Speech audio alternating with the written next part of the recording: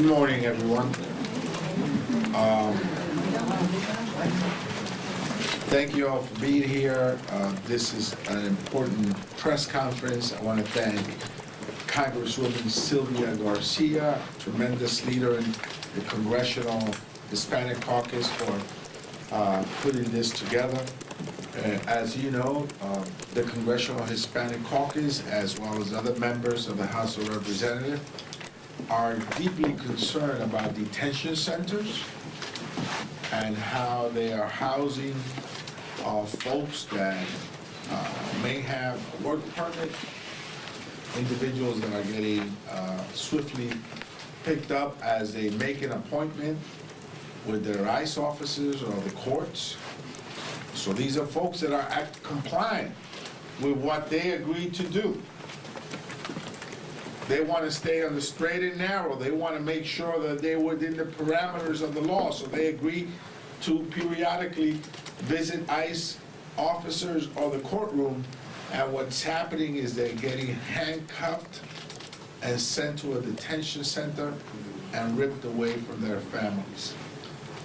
Both myself and Congresswoman Nydia Velazquez visited one of these detention centers, and we found that many of the people that were there that have been arrested and detained are parents and spouses to U.S. citizen children and U.S. citizen spouses. That in fact, many of them were complying with these appointments in a courtroom or in one of the ICE offices when they got stopped and detained. That even some of them have asked to be deported, but these privately run prisons are keeping them for an extended period of time. Some of them bounced around from detention center to detention center across the country while they asked to be deported back to their home nation. They're unable to do that. So this is a crisis. Well, we must determine whether these centers are motivated by the profit margins that they make, and whether due process is being dramatically and vulgarly violated. Where families, mixed status families of one spouse is undocumented with a citizen spouse and citizen children are being ripped apart, weakening our nation. So this is the state of affairs in America. As we speak to you right now, there is fear out there, and what will happen is that the word will get out, don't report, because if you try to comply with the rules and regulations, you will be penalized, you will be picked up and deported. And once that happens, it will come back with the excuse that these folks are violating the law. So it's a catch-22. On the one hand, comply, come to court, come and visit your ICE office. On the other hand, when you do, you come and get arrested, so you won't go, and then you're in violation of the law. It's entrapment, I think. And so we will fight back. We will continue to hold these centers accountable.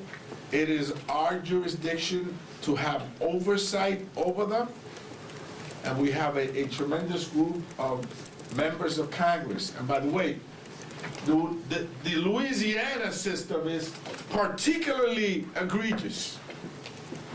And there's litigation going on right now as we speak, challenging the humanity of it. So with that, I leave you with Representative Sylvia Garcia from Houston, Texas. Thank you, Mr. Chairman, and thank you all for joining us today. And thank you to all my colleagues for here standing strong to ensure that we as members of Congress continue and keep our oversight responsibilities and continue to visit these detention centers so that we can ensure that they're running properly, that they're not mistreating people, and that they're following the rules of the law. Journalists in this room know how important it is to shine a light where others would rather keep the truth hidden. That's your jobs. That's why I take my role in congressional oversight so seriously. During the district work period, CHC members and House Democrats didn't take a break. We went out into our communities and to detention facilities to see what's happening to people in ICE custody. This administration has shown an abject contempt for the Constitution. They've twisted the Department of Homeland Security into a secret police force to terrorize immigrants, and in many cases, U.S. citizens as well. They're wearing masks and ambushing people. Republicans told the American people that immigration enforcement would target dangerous individuals. They're rapists, they're murderers, they're drug dealers, they're cartel. They would go on and on about all of these heinous crimes. But that is not the case that we're finding. We just saw another story last week in Massachusetts. A high schooler on his way to sports practice was taken and vanished into an ICE facility. We don't, as of today, I still don't know where he is. If that's what made it to the front page, imagine what's happening that's not making the front page. That's not making the front page. That's why these oversight, investigations are so important.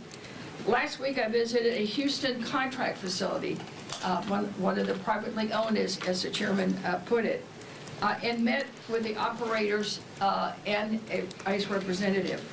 We were able to tour the facility. We didn't get much pushback. They respected that I was there unannounced. And we toured it. We saw their medical facilities. We saw a pharmacy. We saw family visitations happening in real time. But the work is not over. This was one of more than 150 ICE facilities currently in use, and that number is going up by the day. There are nearly 50,000 people in detention, and Texas has more than 12,000 of them. Democrats will crisscross the country, inspecting facilities, demanding answers, and making sure that we use the powers of oversight to protect the rights of all. But again, this is not happening at the moment. What is happening, in my view, is just sinister, cruel, and inhumane.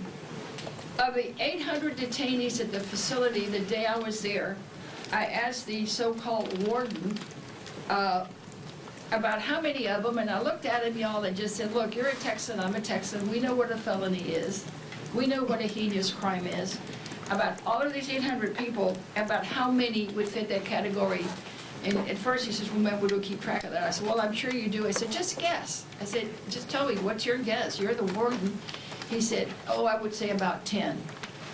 10 out of 800 are the people that convict in the White House talked about during his campaign, that he would go after the heinous murderers and rapists and killers.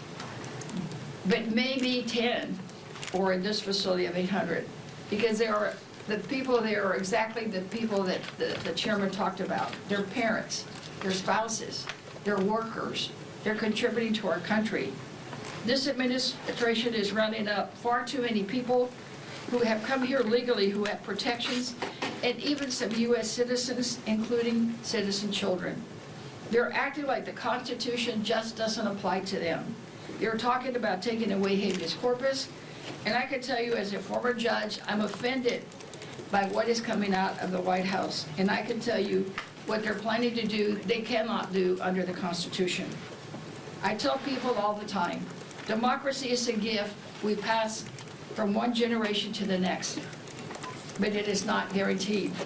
It is frail, and it will only survive if we fight for it. So this is not just about immigrants. This is about the rule of law. This is about our democracy. This is about whether your government can kidnap a child from a bus stop because of their skin color and send them to a prison, because really that's what they are, without going to court, without a lawyer, and without any recourse whatsoever. And to the press, I hope you all stay on this.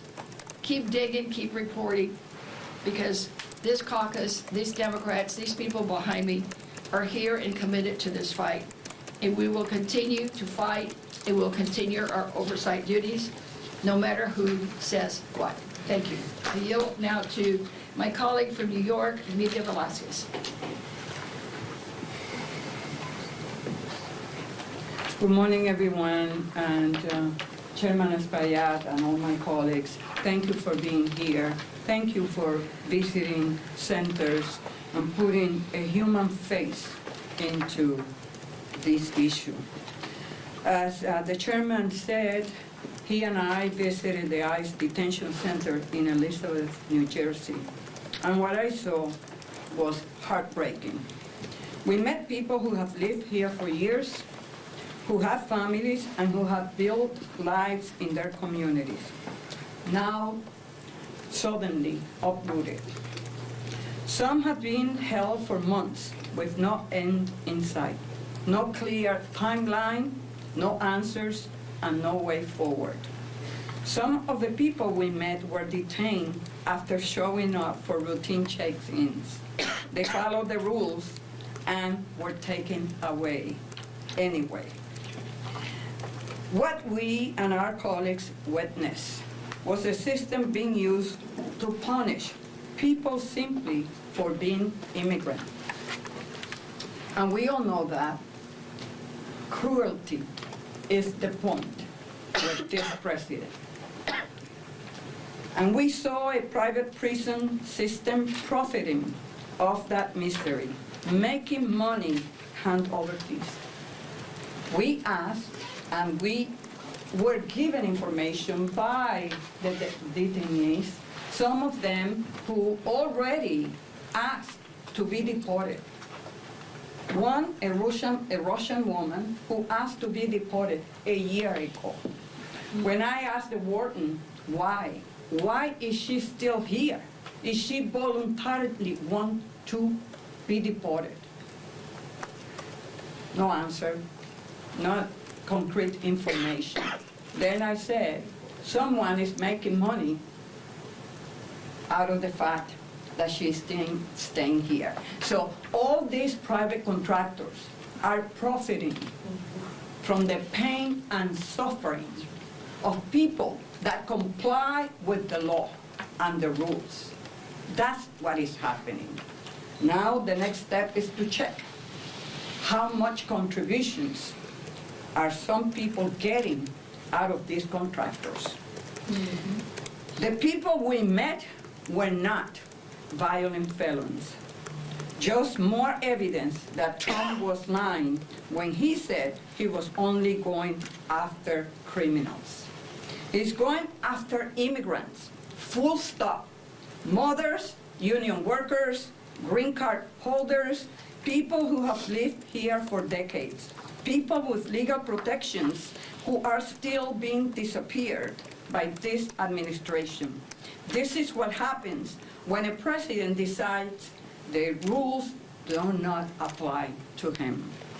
When due process is treated as a nuisance, when people are treated like they are disposable. We have seen people deported to countries where their lives are in danger. Legal protections ignored, court orders defied, and billions in taxpayers' dollars funneled to private detention centers with no real oversight. And we are here to say, hell yes, we will be conducting oversight because that is our constitutional responsibility. Hear me loud and clear. Thank you. And next, we'll have Pramila Yayapal. Thank you so much, Representative Velasquez. Thank you, Chairman Espaillat, for your leadership of the Hispanic Caucus. Also to my colleague Sylvia Garcia for putting this together. We miss her on the Judiciary Committee where she served so capably on the Immigration Subcommittee. Thank you also to Lou Correa, who also is on the Immigration Subcommittee. As ranking member of the Immigration Subcommittee, I want to thank all my colleagues who exercised our constitutional authority and responsibility to conduct unannounced visits to ICE detention centers over this last in-district work period. As the Trump administration ramps up its mass deportation plans, sending masked men to snatch, kidnap, and disappear immigrants of all legal statuses across the country. It is critically important that we members of Congress continue to investigate what are supposed to be civil detention centers, but instead operate as private for-profit prisons with substandard medical care, and they make billions of dollars, as Congresswoman Velasquez said, in contracts from this administration, detaining people of all legal statuses, including legal permanent residents, spouses of U.S. citizens, and people who have been living in this country for more than a decade. Today in America, we spend $3.4 billion in U.S. taxpayer money on immigration, quote, detention centers that are nothing more than prisons. And they make, as I said, enormous profits, all paid for by taxpayers. Just contrast that with only $840 million that we spend on the immigration judicial system, the ability to actually process people and have people get what they need in the courts. We are making it profitable to detain immigrants, most of whom are simply waiting for a bond hearing. That's why they're in there, not because they've been convicted of any crime, not because there's anything other than just waiting for a bond hearing. And so it's profitable to detain people even when it's illegal, it's unconstitutional, there's no charge. These detention centers make money over and over again. We in Congress intend to hold this administration and these for-profit prison companies accountable, and we will not be detained, deterred, or silenced in our responsibility and our authority to do so. As a longtime immigrant rights leader, even before I came to Congress, the organization that I ran did the first ever human rights abuses report on the GEO-run Northwest Detention Center in Tacoma.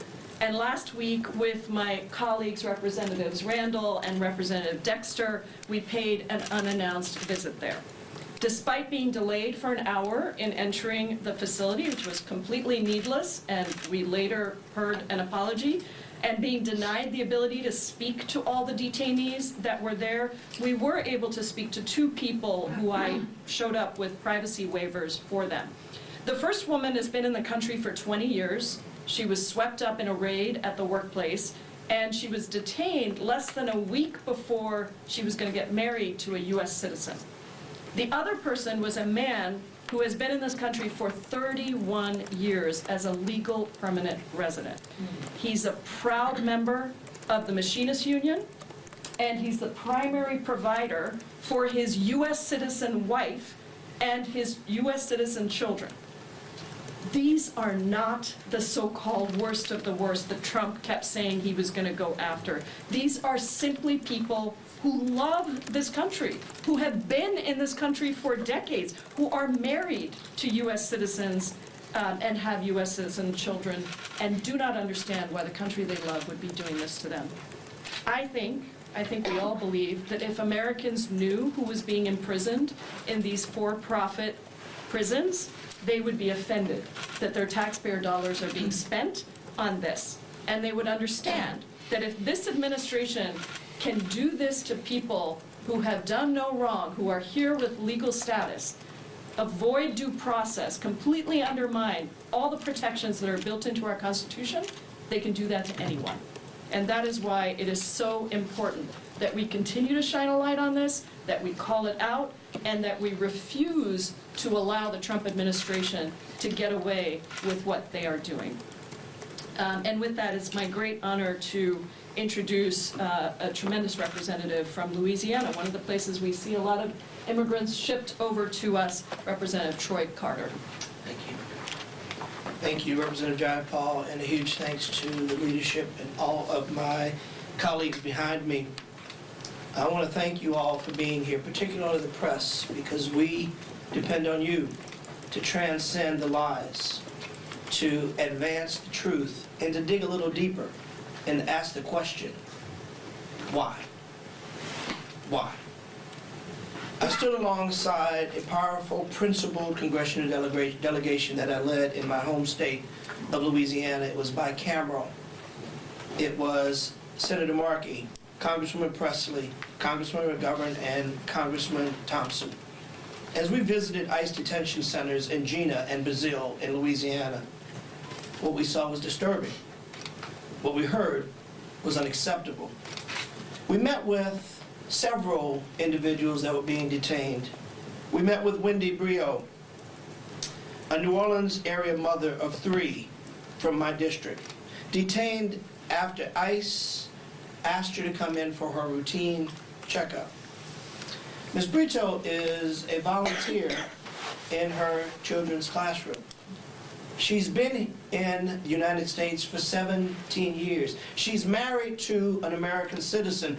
All of her children were born in the state of Louisiana. Ms. Brito is a model individual who shows up. She volunteers in the schools. She is an example of someone doing the right thing. She was going in for her regular, regular checkup when she was detained. She was not told why she was being detained. She was not afforded the ability to have counsel. She was not given due process. How could this possibly be right in America? How could this possibly be right? The Fifth Amendment rights were violated. This is not about immigration enforcement. This is about targeted cruelty. This is about the Trump administration using government and its power to silence dissent, intimidate communities, and chip away at the very foundation of our Constitution. This has to mean something to everyone. Republicans and Democrats have to be concerned when our democracy and the rights that we all are afforded are chipped away unilaterally by one individual. Yeah, we should all be scared. Republicans, Democrats, independents, and the like. Because if it happened to them, it could happen to you, it could happen to us. We got to talk about this. We got to turn the lights on. And let me be clear for those who might misunderstand or choose to misinterpret. No one should be thrown into a federal custody for simply speaking their mind. No one should disappear from their family without cause. No one should be punished for writing in their school newspaper. No one should be challenged because you disagree with what they say. Listen, our free speech is not built on only protecting speech that we like. In fact, it is protected against those things even we grossly dislike. That's not the point. The framers of the Constitution were very clear. We don't want tyranny. We don't want a king. We want a democracy where you're free to challenge your leaders, to challenge their policies, to speak freely without fear of persecution. This president clearly doesn't like that. And we're seeing it acted out every single day. These abuses demand transparency. They demand accountability. They demand congressional oversight. And we're going to do just that. We won't stop fighting for the Wendy's of the world. We won't stop fighting for the individuals of the world who are being persecuted for no crime. When we visit Louisiana, one of the things that was most telling is that none of these individuals that we spoke to were being held for a crime. Many of which, as my colleagues have just said, offered to just send me home. And they wouldn't. It's because it's a for-profit entity. Louisiana is different in most because we are above the 72-hour frame. Most of the centers across the country are required to release them after a short period. In Louisiana, you can keep them longer. Hence, you see people go from center to center to center. Why? Because they're timed out, they send them to another center. They're timed out, they send them to another center. Because they're making money. Because as long as there's a body in the cot, there's a check in the bank. We cannot allow this gross miscarriage of justice to go on. We cannot allow them to continue to profit from an illegal action, from an unconstitutional action, from an action that ignores the rule of law. That's why we're here today. And that's why we aren't going anywhere. We're going to continue to stand. We won't stop fighting for every person caught in this system without a voice. And we in Congress must uphold the values of our founding fathers and the rights of all people in the United States, regardless of whether we agree with what they say or not. None of us support hate speech, anti-Semitism, or hate violence of any sort. Let's be clear. None of us are supporting anyone who incites violence, or anti-Semitic, or anti-gay, or anti-black, or anti-Asian, or anti-Hispanic, or anti-anything. But we're not going to sit back idly by and shirk our responsibility as people with oversight to check and make sure our Constitution and individual rights are being upheld to the highest extent of the law. I thank you for being here. Next, I will bring up the esteemed member, Emily Randall, for comments. Thank you. It was my second visit to Northwest Detention Center in my district this last week with Congresswoman Jayapal and Congresswoman Dexter, and I was so grateful that they made the time to come so that we could present a united front and show members of our community and our neighbors within the walls of the Northwest Detention Center that we were watching, that we were there for them, that we were listening, and that we wanted to fight for a better immigration system for all of us. You heard two of the stories of the individuals we spoke with, and just the day before we visited another legal permanent resident, a green card holder, Auntie Lynn, an SCIU worker from University of Washington, was released after being held for 3 months. For 3 months in the Northwest Detention Center as a legal permanent resident. And that her release gave hope to one of the detainees that we spoke with, who's also a legal permanent resident, who was getting support from an organization that had helped Auntie Lynn. But 3 months to hold someone who has proven that they belong in this country, who has shown up to renew their green card, their legal permanent resident status, multiple times over the course of their life without incident, to be snatched off the street in front of your house on the way to work or from the airport and be held is unconscionable and unconstitutional. My neighbors in Tacoma and around the district have long protested outside the fence line of the Northwest Detention Center, and we have incredible organizations like One America who accompanied us, and La Resistencia, an organization that works with families of those detained. And my community has been crying for change. This administration wants us to believe that they are arresting and rounding up the worst of the worst, and you have heard from all of my colleagues that that is simply not true. There are neighbors who are hardworking community members who are contributing to our society, who are building our economy, who are raising American citizens, who just want to build a strong life and a strong future. But this system is using immigrants as a distraction, as a scapegoat, and as a tool to divide our country. And this Pride Month, I have been thinking a lot about the intersectional fight that we are in. The work to protect the most marginalized, our immigrants, LGBTQ immigrants, communities who are easily pushed aside, and who this administration are over and over using as fodder in their war to consolidate power and control. And we will not stand for it. That's why we stand before you today, and why we'll continue to show up at detention centers and at protests and pride parades and every opportunity we have in district and around the country to stand with our immigrant neighbors and to fight for a better system, a system that invests money not in locking people up, but in processing, in ensuring that we have an immigration system that is humane and effective and doesn't create these long delays and allows us to build the America in whose promise we believe.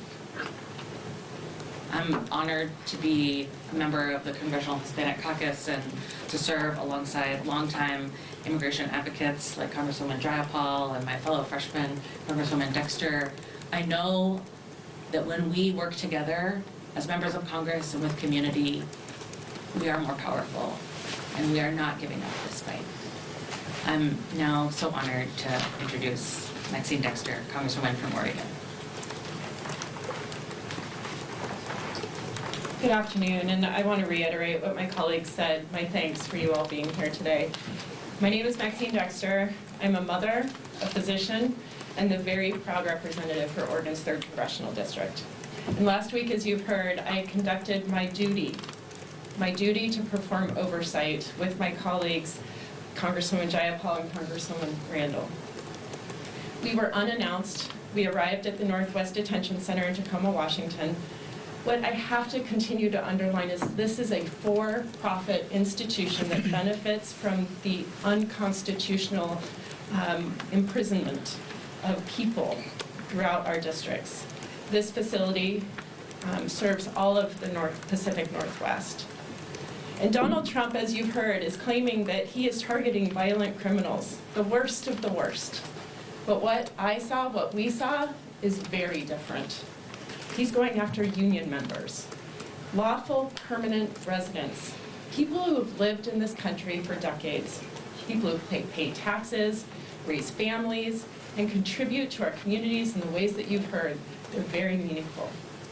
And their children have had their parents ripped away from them, or they themselves have been ripped away from their families. These are breaking up families. They are citizens. We are undermining trust. We are decreasing the likelihood that people believe in the promise of America when we do this.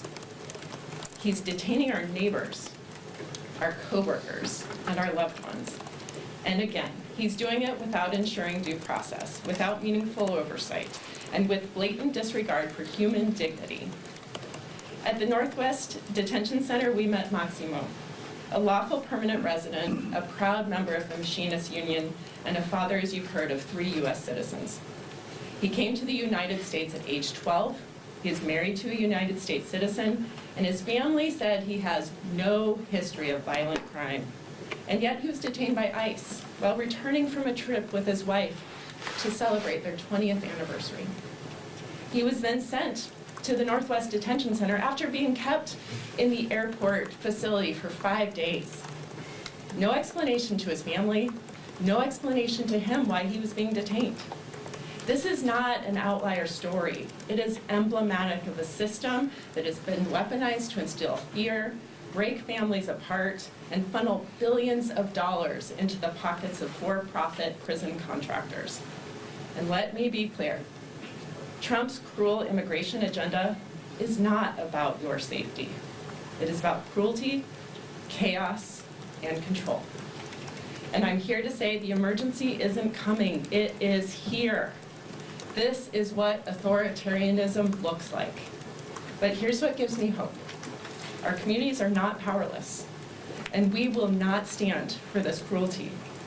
People across this country are rising up saying, enough. We refuse to accept a system that dehumanizes immigrants, tears families apart, and funnels billions into private prisons with no accountability. We are organizing, we are speaking out, and we are demanding justice. And the stakes could not be higher. Neither could our resolve. We must stay loud, we must stay focused, and know this. Every single person beside me will keep fighting every single day for a just, humane, and accountable immigration system that reflects the values that we hold as Americans. Thank you very much, and I now, back to our chair. Our last speaker is Luke I'm so Hernandez. sorry. Thank you very much. I want to thank the press for being here today to make sure that these stories don't go unnoticed. These are serious violations of our law of due process. And if I can, I also echo the comments made by my colleagues here today. But let me give you a bigger context here of what we're talking about. I'm out of Orange County, California. I'm home to the biggest number of dreamers in the country. We're the fourth largest economy in the world, California. Biggest ag sector in the United States, California. Most of those workers in the ag sector are undocumented. We have the biggest manufacturing center in the United States, California. Most of those workers are what? Undocumented. My point is simple. Our economy relies on this workforce. We also, by the way, give $100 billion more to the federal government every year as Californians than we get back. We're like everybody else. We want safe streets. We don't want serious violent criminals as our neighbors. And I would ask you, would a serious violent criminal show up in a courtroom? Of course not. In my district today, these individuals are following the law, showing up according to DHS rules, ICE rules, showing up to court hearings, and they're having their removal cases dismissed. Do you get that? Show up to court for your removal case, it's dismissed. What do these individuals do? They walk out of the courtroom. Immediately as they walk out of that courtroom, they are rearrested and put into what is called an expedited removal process. You get that picture? Dismissed, expedited removal process for a process that's more expedited. Quickly get them out of the country. I would ask ICE, DHS, to think really hard. You've got individuals that are workers, part of our economy, contributing. Some have been here 20, 30 years. They're trying to comply with the law. They're following DHS directions, Homeland ICE. And when they think, I'm clear, they're rearrested. What's the incentive that you are creating or giving other individuals out there to go deeper underground? Ladies and gentlemen, this is not the way you want to run a country, the fourth largest economy in the world, or this great nation. Thank you, the press. Please follow these stories. Make sure you report them because the world needs to know what's going on. Thank you. Thank you, Lou. Thank you, Sylvia. Any questions? Yeah, Right please. here. Well, I would like to ask you about the yesterday decision of Donald Trump in relation to the entry and the entry restrictions to the country. So what's your opinion about that? Yeah, the travel ban, I mean, he tried that before in his first term. It was one of the first actions, you may remember, that he took. And we stood up against it, and we're going to stand up against it again. You know, many would like us to be silent. Many would like us to hide under a rock. We will not. We will speak out. We will fight back. We will hold these detention centers accountable. We will comply with our jurisdiction to have oversight. We will ensure that due process is followed to the letter of the law. We will make sure that no human rights are violated and that people are treated fairly. And we will continue with these visits to these detention centers. Can I just add to that? Can we ask? We have also a Spanish answer, please. Nosotros vamos a seguir esta lucha. Muchas personas, a lo mejor algunas personas quieren que nos callemos. No lo vamos a hacer. Vamos a seguir con nuestra responsabilidad de asegurar de que el sistema de detención de estas personas sea un sistema justo, que no violente los derechos de ellos, que realmente los derechos en general a un proceso justo sea protegido por la ley. Así que estaremos en vigilancia y en apoyo de estos inmigrantes. I was about to add, I looked at that list of countries, Yeah. the travel ban. I believe one of them was Afghanistan. And this last week, I noticed American veterans of the Afghan war in our hallways fighting for Afghan refugees to keep them in the U.S. So you're talking about people that fought along Americans who watched their back of Americans, saved Americans in the battlefield, and now you are saying you can't come to the U.S.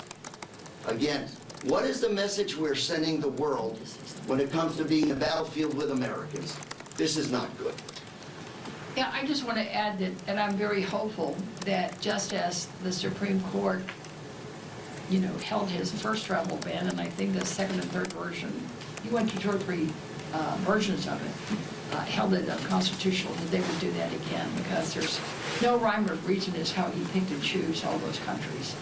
It's just deplorable. I think it's unconstitutional, and I'm sure there will be lawsuits filed as quickly as they can. Question? Are you getting from ICE and ICE contractors all the access that you're seeking at the detention sites you visited? I must say that the Elizabeth, New Jersey Detention Center that we visited, there was no objection from them. Can I say something? We visited a for-profit center, so it was their decision to make. There was a representative there from ICE. But anything that we asked for in writing, like a copy of the inspection report, a profile of the 800 population that was there, by age, by sex, things that we wanted in writing, they just said no. And he would always just look to the warden would look to the ICE guy and he'd go like, well, no, we'll have to ask ICE. We'll have to ask ICE. So yes, we got a tour. Yes, we were able to visit. But we got no data, no monthly reports, nothing to back up some of the things that they were saying. And in addition to that, when asked about the finances of the place, they had no answer. So we want to find out about the finances here, right? And they had no answer when we visited them. We'll be looking at that as well, right here and then right here. We obviously saw one of your colleagues, actually a group of your colleagues, be denied entry to an ICE facility, and then an altercation ensued, and then the Trump administration, through their district attorney, filed charges against one of your colleagues, Congresswoman McIver. Do those charges and does that, sequence of events give any of you pause about conducting oversight? And are you giving any of your colleagues advice for how to conduct these oversight visits so that you can get as much access as possible? Well, we will not succumb to any intimidation tactics. We will continue to comply with our duty to have oversight of these detention centers, and we will visit them within the parameters of the law. Well, CHC and a number of other groups have what we call the toolkit that kind of has guidelines of what to ask, sort of a checklist, and also things to do and how to respond to some of their actions. So yes, we provide some guidance. Some of the more alarming details you guys have shared, the masks, the apprehensions that seem to be happening to children on bus stops and that sort of thing. I guess that makes me wonder, what's the normative process that governs the way that ICE acts, especially when I think some Republicans look at that and say, there is no due process afforded undocumented immigrants. In your mind, what is supposed to happen in terms of what governs what ICE does and how they go about these apprehensions, and where can you point to, where do we see a departure from that norm, I guess? First, let me direct you to a particular case that occurred recently where a Honduran mom was being handcuffed and she went into a panic attack, and he took her little boy, maybe like a 5 or 6 year old little boy, to step up and say, Mom, I'm here for you. Listen to that. That's the state of affairs here in America right now. And of course, anybody that steps foot on soil in the United States is already protected and guarded by the U.S. Constitution. And there should be due process extended to that person. But I will defer to the attorney that will, Sylvia, Well, there's sure. or two of them. Well, there is immigration law. There's immigration law that's been in place, and I think the key thing that we should remember is that immigration law is not criminal law. period. The convict in the White House seems to think that any violation of immigration law, they need to be deported, they're crimes or criminals.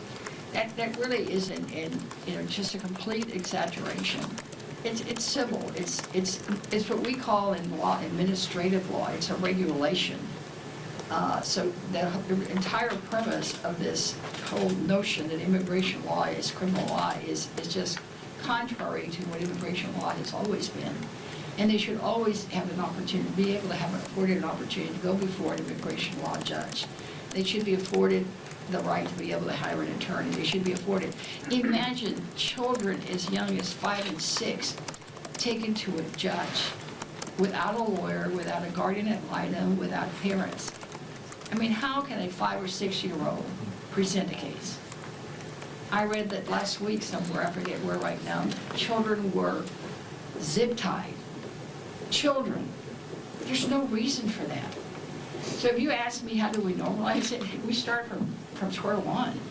Because this administration not only has a sort of, kind of tosses the Constitution aside, they've tossed immigration law aside, any notion of due process, they really just want to do whatever they want to do to pick you up.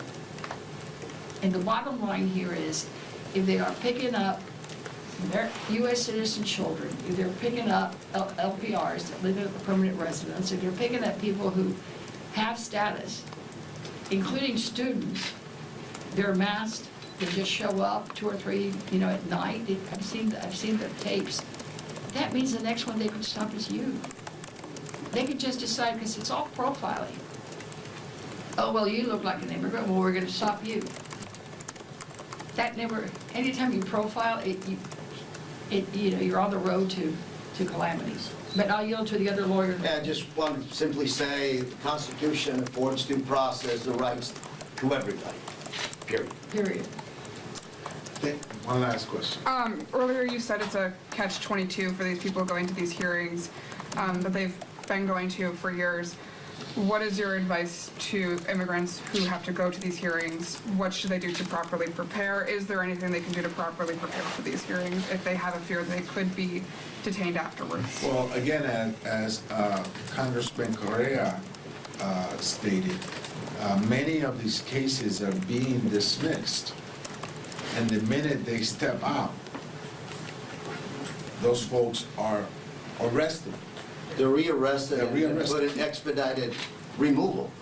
And my advice is make sure you have an attorney, consult with your attorney, follow the law. This is about following the law. And sadly, what I tell my constituents back home is you hope for the best and you prepare for the worst, which means if you've been here 20, 30 years and your deportation proceedings, you need to make sure that you prepare for who's going to take care of your children, who is going to be there to take care of whatever assets you have. So you hope for the best, you prepare for the worst. Thank you so much, all. Thank you for